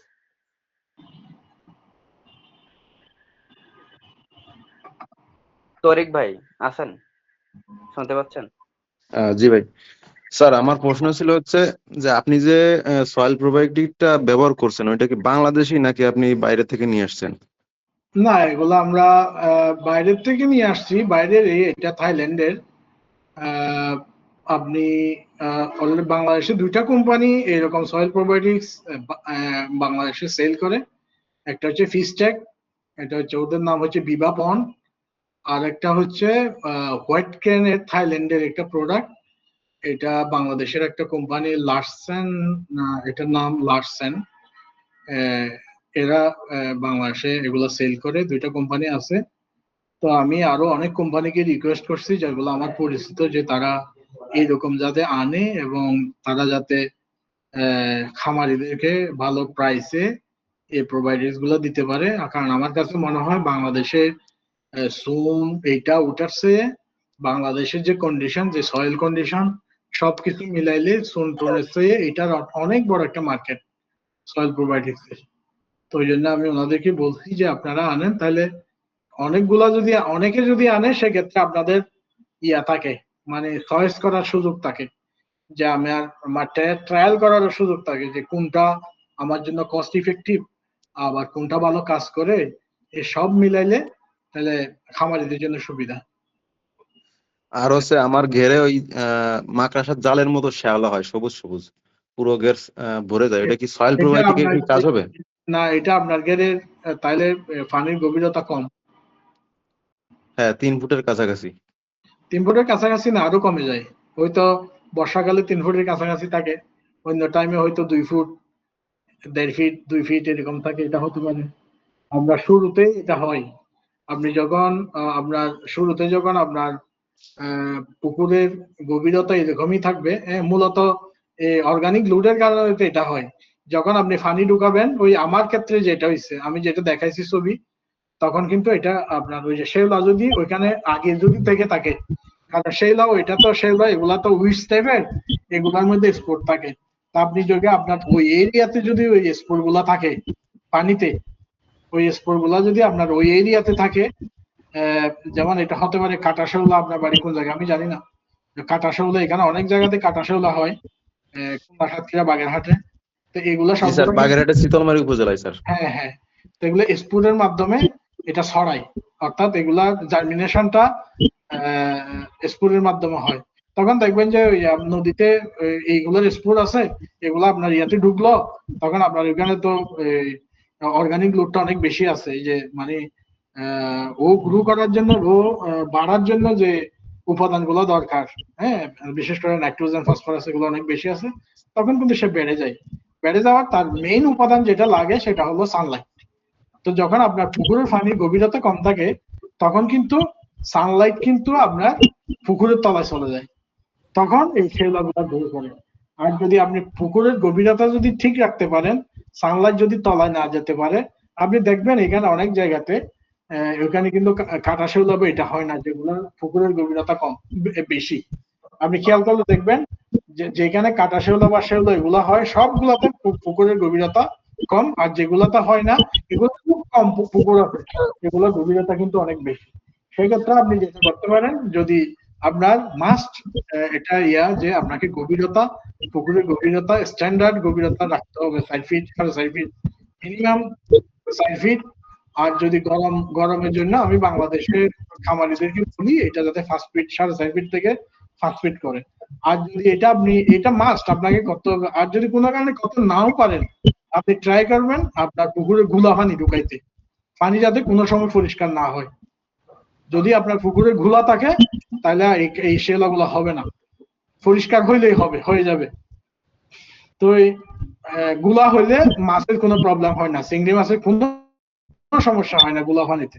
আমি কম্বোডিয়াতে যে পানি গুলা পানি চাষ করি, এটা আপনারা কল্পনা করতে পারবেন না। হ্যাঁ, ওইরকম গুলা পানিতে আমি ওখানে ফার্মিং করি। আমার এখানে ভিডিওটা আমার ফেসবুকে আছে, ওই গুলা পানির ভিডিওটা। আমি মুহূর্তে একদিন হলে আমি আপনাদেরকে দেখাবো, যেদিন আমি দেখাবো ওই যে ওয়াটার প্রিপারেশন, পুকুরের পানির প্রস্তুতি, ওই দিন আমি কি পরিমাণ গুলা, তখন আপনাদের দেখানোর মানে এটা হচ্ছে, এটা যে পানি গুলা হইলেও হয়, হ্যাঁ, কিন্তু কিছু প্রবলেম হয়, যে আপনি অতিরিক্ত ডেন্সিটি দিতে পারবেন না, কারণ এখানে অক্সিজেনের মাত্রা কম থাকে গুলা পানিতে। হ্যাঁ, কিন্তু প্রবলেম হয় না, মাছের গ্রোথের সমস্যা হয় না। আমাদের দেশে যেগুলা হয়, এতে পানির গ্রোথ এবং কালার ভালো থাকবে, কিন্তু আমরা যেখানে কাজ করি ওইখানে যেগুলা হয়, পানির কালার পর্যন্ত, মাছের কালার পর্যন্ত চেঞ্জ হয়ে যায়, একদম সাদা টাইপের ফেড কালার হয়ে যায়। তো সুতরাং এইভাবে আপনাকে অ্যাডজাস্ট করতে হবে। তবে বেস্ট যদি আপনি আপনার পুকুরের গভীরতা ঠিক করতে পারেন। আসলে স্যার ওই পানি স্বচ্ছ হয়ে গেছে, কারণ এবছর যে বৃষ্টি হয়েছে বুঝছেন, হ্যাঁ, এই জন্য হ্যাঁ, আর কি পানি তো আর বাইরে থেকে দিতে পারি নাই। বৃষ্টি হলে তো সুবিধা আছে, যদি আপনার পুকুরের যদি ডাইক গুলা, পুকুর ফার গুলা যদি আপনার পানি লিক না হয়, তাহলে তো, বা একটু যদি উঁচা করে রাখেন, তাহলে তো পানির গভীরতাটা আপনার ঠিক রাখতে পারবেন। এটা খুবই ইম্পর্টেন্ট, পানির গভীরতা। পুকুর বিশেষ করে বাংলাদেশের জন্য, যেহেতু বাংলাদেশ অনেক গরম একটা দেশ, প্রচুর গরম হয়, তো এই জন্য বাংলাদেশে পানির গভীরতা ঠিক রাখা, এটা আপনি নিজেই বুঝবেন। আপনার 3 ফুটের পানিতে আপনি কখনো নামছিলেন? জি স্যার, আমি তো প্রায় নামি। এই ধরেন এপ্রিল, মে, জুন মাসে নামছিলেন? হ্যাঁ স্যার, প্রচুর গরম। প্রচুর গরম। কি পরিমাণ গরম মনে হয় আপনাকে বলেন তো? একেবারে চায়ের পানির মতো স্যার। ইয়েস, একেবারে ছাইয়ের পানির মতো। আপনার প্রথম উপর থেকে প্রথম 1.5 ফিট মনে হয় যেন আপনার গায়ের উপর গরম পানি ঢেলে দিছে, তাই না? জি স্যার।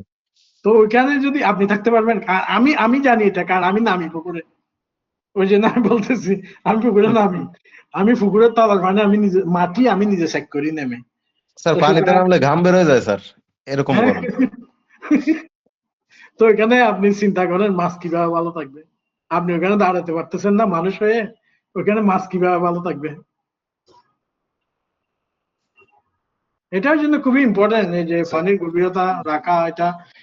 এই কাজটা করলে আপনাদেরকে অনেক সেভ করে ফেলবে অনেক জায়গায়। Thank you sir. ধন্যবাদ আপনাকে। শেখ আবুল বাশার ভাই আছেন? আপনি হ্যান্ড রাইজ করছিলেন। শেখ আবুল বাশার ভাই, শুনতে পাচ্ছেন আপনি আমাকে?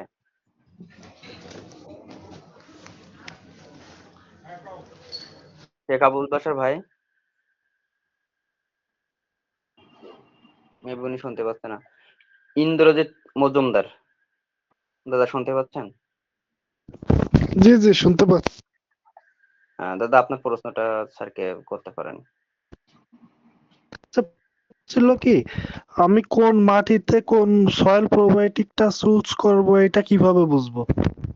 না, ওইরকম স্পেসিফিক ইয়া নাই। সয়েল প্রোবায়োটিক্সটা সোর্স করবেন ওইরকম কোন মাটির জন্য কোন মাটি নাই। এটা সয়েল প্রোবায়োটিক্স অ্যাকচুয়ালি সোর্স করা হয় স্লাজের জন্য, অর্থাৎ কাদা মাটির জন্য, যেখানে অর্গানিক লোডটা বেশি থাকে। তো সেক্ষেত্রে এটা আপনার সেম ইয়াতে কি বলে যে স্যান্ডি সয়েলে যা দিবেন মাটি সয়েলে তা, এটা আপনি তো ইয়ের জন্য দিবেন। তবে এখানে একটু ডিফারেন্স ইয়ে আছে, সেটা হলো যে সাধারণত যদি আপনার পুকুরটা স্যান্ডি হয় অর্থাৎ বালি হয়, সেক্ষেত্রে কিন্তু পিএইচটা ভালো থাকে। হ্যাঁ, পিএইচটা ভালো থাকলে আপনি এদিক দিয়ে হয়তো কিছু আপনাকে সেভ করে। আর ওইটা যেহেতু পিএইচ কম থাকে, ওইটা ফ্লাকচুয়েট করে মাটি সয়েল হলে, তখন হয়তো আপনার ডোজটা অনেক সময় একটু বেশি দিতে হয়, আর স্যান্ডি সয়েল হলে একটু কম দিতে হয়। বা এটা আবার ইয়ের উপরেও ডিপেন্ড করে, অর্গানিক লোডের উপর। এটা আসলে ওই স্পেসিফিক কোনো ইয়া নাই যে এই সয়েলের জন্য এরকম প্রোবায়োটিক, কারণ এই প্রোবায়োটিক সবগুলাই কিন্তু সেম। হ্যাঁ, যেমন আপনি যে সয়েলের জন্য যে প্রোবায়োটিক্স ইউজ করেন বা ওয়াটারের জন্য যে প্রোবায়োটিক্স ইউজ করেন, এগুলো যদি আপনি স্ট্রেন গুলা দেখেন, এগুলো অলমোস্ট সেম। তবে মোস্টলি দেখবেন যে লেসিনিফর্মিস, বেসিলাস লেসিনিফর্মিসটাই সয়েলের কারণ ভালো কাজ করে। আরো কিছু আছে। তো যখন প্রোবায়োটিক্স কোম্পানি প্রোবায়োটিক্স বানায়, তখন তো একটা দিয়ে বানায় না, ওরা অনেকগুলো দিয়ে বানায়। যেমন আমি আপনাকে একটা এক্সাম্পল দিই, যখন বিশেষ করে আপনারা খেয়াল করছেন কিনা জানি না, অথবা যারা সাদা মাছের চাষ করে ওরাও তো নিশ্চয় খেয়াল করবেন যে আপনারা যখন প্রোবায়োটিক্স ইউজ করেন পুকুরে, যদি কোনো ডিসইনফেক্টেন্ট বিকেসি বা এসব কেমিক্যাল যদি ইউজ না করেন, তো দেখবেন আপনি আপনার পুকুরে প্রোবায়োটিক্স দেওয়ার পরে আপনি দেখবেন যে পুকুরের তলায় পাতলা একটা লেয়ার হয় সাদা। বা আপনি যখন মাছটা হারভেস্ট করে ফেলেন, পুকুর খালি করে ফেলেন, তখন দেখবেন যে তলায় একটা পাতলা সাদা লেয়ার দেখা যায়। এরকম কি দেখছেন কখনো কেউ? না না, দেখিনি এরকম। এটা হয়, এটা হবে, দেখেন না, কারণ আপনারা ওই সব জি স্যার, আপনারা এটা হয় স্যার, ওটাকে আমার ল্যালপা বলে। হ্যাঁ, লেয়ার অবশ্যই হবে যদি আপনি প্রোবায়োটিক্স ইউজ করেন। কিন্তু আপনি আজকে প্রোবায়োটিক্স দিলেন, 3 দিন পরে বিকেসি দিলেন, 4 দিন পরে জিওলাইট দিলেন, 5 দিন পরে আবার বিকেসি দিলেন, 3 দিন পরে আবার প্রোবায়োটিক্স দিলেন, তাইলে ভাই ওই লেয়ার দেখা যাবে না। কারণ ওইখানে কোনটা কি কাজ করে আমি বলতে পারবো না। ওইখানে সবচেয়ে ওই কেমিক্যাল গুলা কাজ করবে, কারণ ওইখানে বিকেসি, ওইখানে প্রোবায়োটিক্স কাজ করবে না। আপনি যদি যদি আপনার মনে হয় যে বিকেসি দিয়ে আপনার সমাধান হয়, আপনি সবসময় বিকেসি দিতে থাকেন, কিন্তু ওইখানে প্রোবায়োটিক্সে যায় না, এগুলো কোনো কাজ করবে না, এগুলো বরং আপনার ক্ষতি হবে। আমি বলছি না যে বিকেসি সমাধান, এগুলা কেমিক্যাল কখনো সমাধান হয় না, কেমিক্যাল আপনাকে সবসময় ক্ষতি করবে। হ্যাঁ, সমাধান হলো প্রোবায়োটিক্স, বায়োলজিক্যাল ম্যানেজমেন্ট, এটাই সমাধান। হ্যাঁ, না না, আমরা চুনের পরে দেওয়া হয় আর কি, জীবাণুনাশক হিসেবে টিমসেন ইউজ করি। টিমসেন ইউজ করার 2-3 দিন পরে প্রোবায়োটিক ইউজ করি। তো জীবাণুনাশক আপনি কি জানেন টিমসেনের অ্যাসিডিয়াল এফেক্ট কতদিন বলতে পারবেন? আমি শুনছি আর কি 2 দিন, আর কি শোনা কথা আর কি। জানি না, আপনি দুদিন যারা বলছে ওটা কি টেস্ট করছে? না না, এটা আর কি ওই যে ইওনের তো টিমসেন উনরাই বলছে 2 দিন আর কি সেফ আমি জোন। আমি নিজেও জানি না এগুলা রেসিডিউল ইফেক্ট কতদিন, আমি নিজেও জানি না। সুতরাং আমি বলতে পারবো না যে এগুলা রেসিডিউল ইফেক্ট কিরকম। তো এগুলা ওই আপনি দিলেন, ধরে নিলাম যে 2 দিন এটা রেসিডিউল ইফেক্ট। হ্যাঁ, আপনি প্রোবায়োটিক্স ইউজ করলেন এর আগে ধরেন 15 দিন। হ্যাঁ, ধরেন 15 দিন বা 1 সপ্তাহ ধরে আপনি প্রোবায়োটিক্স ইউজ করতেছেন, বা 1 সপ্তাহ আগে দিয়েছেন বা 15 দিন আগে দিয়েছেন, আপনি প্রোবায়োটিক্স ইউজ করলেন, করার পরে আপনার পুকুরে একটা ভালো পরিবেশ তৈরি হয়েছে, ওই টিমসেনটা দিয়ে ওই পরিবেশটা আপনি নষ্ট করে দিলেন, এরপর আপনাকে আবার নতুন ভাবে শুরু করতে হবে। হ্যাঁ, এটা তো জানি আর কি, প্রোবায়োটিক সব মেরে ফেলে আর কি, ভালো ব্যাকটেরিয়া হোক আর খারাপ ব্যাকটেরিয়া, কিন্তু দিই আর কি জীবাণুনাশক হিসেবে দিই, যাতে আর কি কোনো জীবাণু না থাকে আর কি পুকুরে। ও আচ্ছা, তো যদি এরকম জীবাণু ওই টিমসেন দিয়ে যদি জীবাণু বা টিমসেন না যে কোনো জীবাণু যদি না থাকতো, তাহলে তো বাংলাদেশের প্রোডাকশন তো ইন্ডিয়ার চেয়ে বেশি হওয়ার কথা ছিল। ইন্ডিয়াতে এক্সপোর্ট করে 11 লক্ষ মেট্রিক টন, আর বাংলাদেশ এক্সপোর্ট করে 19,000 মেট্রিক টন। তা আপনারা যদি জীবাণুনাশক দিয়ে যদি সমাধান আসতো, তাহলে তো আপনাদের প্রোডাকশন হওয়া দরকার ছিল 20 লক্ষ মেট্রিক টন বাংলাদেশে এক্সপোর্ট। কারণ বাংলাদেশের ইন্ডিয়ার চেয়ে বাংলাদেশের কালচার এরিয়া অলমোস্ট ডবল। ইন্ডিয়াতে হচ্ছে 1,50,000 হেক্টর, আর বাংলাদেশে হচ্ছে অ্যাকর্ডিং টু গভর্নমেন্ট হিসাব 2,50,000 হেক্টর। অনেকে 2,60,000 হেক্টর বলে, তাহলে অলমোস্ট ডবলের কাছাকাছি। তাহলে তো প্রোডাকশন ডবল হওয়ার কথা ছিল ইন্ডিয়ার, কিন্তু আপনারা কেন 19,000 টন এক্সপোর্ট করেন শুধু? জীবাণুনাশক যদি সমাধান হইতো তাহলে তো সব মরা যাইতো না। জীবাণু, ওই যে মাছ মরতেছে, এগুলো তো মরার কথা ছিল না। জি, তা তো ছিল না।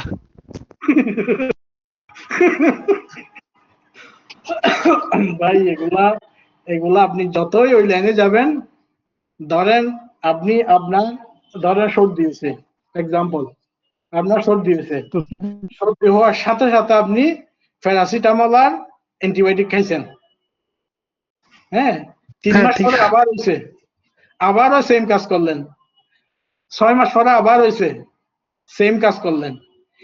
এরপরে যদি আপনাকে কেউ বলে যে সর্দি হইলে গরম পানি খাও, আপনার ভালো হবে সর্দি?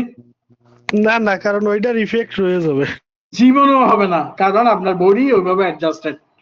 অর্থাৎ দেখবেন আপনার জ্বর হয়েছে, জ্বর হওয়ার সাথে সাথে আপনি প্যারাসিটামল খাইছেন, say example, paracetamol, just normal paracetamol 500 mg, হ্যাঁ, খাইছেন, জ্বর হওয়ার সাথে সাথে আপনি অপেক্ষাই করেন নাই, গরম পানি খান নাই, হ্যাঁ, খাই ফেলছেন। যখন আপনার এইভাবে আপনি 2-1 বছর খাবেন, ও 2 বছর পরে ডক্টর আপনাকে নর্মাল প্যারাসিটামল আর কাজ করবে না, আপনাকে খাইতে হবে প্যারাসিটামল এক্সটেন্ড। এটার সাথে ক্যাফেইন, প্যারাসিটামল ওই যে 600 mg খাইতে হবে, ওটার সাথে ক্যাফেইন থাকতে হবে, তখন আপনার জ্বর কমবে। কেমিক্যালের ম্যানেজমেন্ট হচ্ছে এরকম। আপনি আজকে হেক্টরে বা একরে ধরেন 500 ml দিচ্ছেন, সেকেন্ড বার গিয়ে আপনাকে 600 ml দিতে হবে, তৃতীয়বার গিয়ে 700 ml দিতে হবে, এরপরে গিয়ে 1 লিটার দিতে হবে। এটা হচ্ছে কেমিক্যালের ট্রেন্ড। স্যার, আর একটা প্রশ্ন ছিল, পুকুরে তো প্রোবায়োটিক ইউজ করি, তা পানি কেমন যেন সবুজ হয় না। না, প্রোবায়োটিক্স ইউজ করলে তো পুকুর সবুজ, পানি সবুজ হওয়ার কথা না। আপনি এগুলো তো আসলে জিজ্ঞেস করা ভালো না। আপনি যদি ডাইরেক্ট প্রোবায়োটিক্স ইউজ করেন, ডাইরেক্ট, হ্যাঁ, যদি ডাইরেক্ট প্রোবায়োটিক্স ইউজ করেন, পানি সবুজ হবে না। ডাইরেক্ট বলতে কি, আমরা তো ইউজ করি ধরেন চিটাগুড়ের সাথে 1 ঘন্টা কি 2 ঘন্টা ভিজায় রেখে প্রোবায়োটিক্সটা তারপরে ছিটাই দিয়ে দিই। না না, ওইটা 1 ঘন্টা ভিজে রাখলে এটা কি জার্মিনেট হয়, ওইটা অ্যাক্টিভ হয়? আপনি সিটাগুড় কেন দেন? প্রোবায়োটিক্স, সিটাগুড় আপনার প্রোবায়োটিক্স এর ইয়া থাকে, আমি বলি সিটাগুড় দেন, এটা খারাপ না, সিটাগুড় দিতেই পারেন, কিন্তু আপনি যেটা আপনার জন্য কস্ট ইফেক্টিভ, যেটা মানে খুব অল্প খরচে আপনি ইউজ করলে খুব বেশি বেনিফিট পাবেন, ওই জিনিসটা আপনি করবেন। আপনি গত ইয়াতে ছিলেন কিনা আমি জানি না, গতবারে আমি বলছি যে প্রোবায়োটিক্সটা আসলে কিভাবে ইউজ করতে হয়, কিভাবে ফার্মেন্টেড করে, কিভাবে কি দিয়ে ইউজ করতে হয়, এটা আমি নেক্সট যখন ইয়া হবে তখন এটা আমি বিস্তারিত বলবো। কারণ আজকে সময় হবে না। ঠিক আছে স্যার, ধন্যবাদ। এমডি লিটন ভাই, আপনি কি শুনতে পাচ্ছেন? হ্যাঁ, আসসালামু আলাইকুম। স্যার, আমার বাড়ি হচ্ছে সাতক্ষীরার আকাশমণিতে। আমার প্রশ্ন হচ্ছে স্যার, এই যে বর্ষাকাল বাদে অন্য সময়গুলোতে আমার ঘেরে পানি ধরে রাখার জন্য বোরিং এর পানি তুলে ঘেরে ব্যবহার করতে হয় ব্যালেন্স রাখার জন্য। এখন এই বোরিং এর পানিটা আমার মনে হয় ওখানে আয়রন আছে, আমি কিভাবে ব্যবহার করতে পারি? আয়রন অবশ্যই থাকবে ডাউনে, তো আমি যতটা এক্সপিরিয়েন্স আছে আমার, কারণ এই ডাউনের যে এরিয়া গুলা, বিশেষ করে যেমন যে সমস্ত সয়েল গুলা, ওই যে হিউমাস সয়েল, আমি গতবার বলছিলাম যে বাংলাদেশের সয়েল, বিশেষ করে কোস্টাল এরিয়ার সয়েল গুলা, যেমন পাইকগাছা, তারপরে ফকিরহাট, মোল্লারহাট, বাগেরহাটের অনেক জায়গা, যেখানে আপনার সয়েলটা যেটা কালো সয়েল একদম, হ্যাঁ, কালো সয়েলটা যেটা সুন্দর, আমরা যুগ মাটি না কি মাটি বলবো সম্ভবত, এরকম যদি সয়েল হয়ে থাকে, এখানে আয়রন থাকার সম্ভাবনা খুব বেশি। সেক্ষেত্রে আপনাকে অবশ্যই এটা ইউজ করার আগে কোনো এক জায়গায় কোনো একটা পুকুরে এগুলাকে রেখে আগে তিতাইতে হবে। আপনি যখন ওপেন ওয়াটারে এগুলো ওপেন এরিয়াতে এগুলো রাখবেন তখন কিন্তু এগুলো অক্সিডাইজ হয়ে আয়রন অতিরিক্ত আয়রনটা ক্যালসিয়ামটা সেটেল হয়ে যাবে। সেটেল হলে ধরেন সপ্তাহখানেক পরে আপনি এগুলো ইউজ করতে পারবেন। আচ্ছা, থ্যাংক ইউ স্যার, এটা জানা ছিল।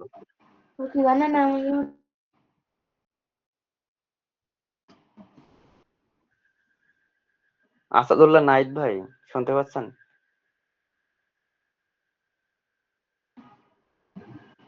আসাদুল্লাহ নাইদ ভাই,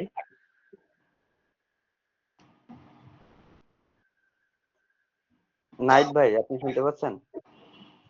আসসালামু আলাইকুম। ওয়ালাইকুম আসসালাম। হ্যাঁ, আসসালামু আলাইকুম। ওয়ালাইকুম আসসালাম। জি, শুনতে পাচ্ছি ভাই। আপনার প্রশ্নটা করতে পারেন ভাই স্যারকে। হ্যাঁ স্যার, ওই যে আমাদের আমি বগুড়া থেকে বলছিলাম, আমাদের এখানে প্রধান যেটা সমস্যা হয় সেটা হচ্ছে মাছের উকুন। বাংলা মাছের উকুনের জন্য যে পরিমাণ মেডিসিন ইউজ হয়, বোধহয় মানে বাংলাদেশে আছে 60% ওষুধ যায় উকুন মারার জন্য। এই বিষয়টা আপনার কাছে কি জানতে চাই যে আসলে বিষয়টা কিভাবে কি করা যায়, মানে এটা কিভাবে নির্ধারণ করা যায়? এটা আপনারা পুকুর কিভাবে রেডি করেন বলতে পারবেন একটু? যে আপনারা যখন মাছ চাষের জন্য আপনি পুকুরটা রেডি করেন, বিশেষ করে মাছ হারভেস্টের পরে পুকুর কিভাবে ইয়ে করেন, সয়েলটা কিভাবে রেডি করেন বলতে পারবেন? না স্যার, সয়েলটা আমরা হয় শুধু তলায় চুন দিই। চুন দেওয়ার পর ওই যে আপনার ইউরিয়া পটাশ এগুলো দিয়ে পানিটা তৈরি করা হয়ে গেলে পানি ঢুকে গেলে। এখানে কোনো সয়েল প্রোবায়োটিক দেওয়া হয় না। কাদাগুলো তুলে ফেলেন? সয়েল প্রোবায়োটিক আমরা চাষ করার সময় সয়েল প্রোবায়োটিক। চাষের পরে কাদাগুলো তুলে ফেলেন? হ্যাঁ, যদি কাদা খুব খারাপ থাকে, হ্যাঁ। যদি কাদা খারাপ থাকে তাহলে কাদা তুলি, আর যদি মনে হয় যে কাদা মোটামুটি ঠিকই আছে তো তাহলে তা তোলা হয় না, ওরকম ওভাবেই না, কাদাগুলো ছেড়ে দেওয়া তুলে হয়। তো আপনারা পুকুর পাড়ে রাখেন না? কাদাগুলো তুলে তো পুকুর অনেকে পাড়ে রাখেন। পুকুর পাড়ে রাখে, আবার অনেক পুকুর পাড়ে রাখে না। যখন না, পুকুর পাড়ে রাখে। জি স্যার, কাদাগুলো তুলে পুকুর পাড়ে মাঠে বেশিরভাগ দেখছি পুকুর পাড়ে রাখে। এগুলা হচ্ছে আপনার, এটা ওই যে বলছি আমি, এটা সোর্স দুইটা। পুকুর পাড়ে রাখে। এটা হলো হ্যাচারিতে থেকে আসে। আর একটা হতে পারে যে আপনার পুকুরে অলরেডি এগুলা আছে, পুকুরের তলায় ম্যানেজমেন্টের কারণে এগুলা হবে হচ্ছে শুধুমাত্র তলা ফসলে এগুলা হবে, নতুবা এটা ফোনা থেকেও আসতে পারে এই জিনিসগুলা। এই দুইটা হচ্ছে সোর্স। আর বাংলাদেশের আমি হ্যাচারিগুলা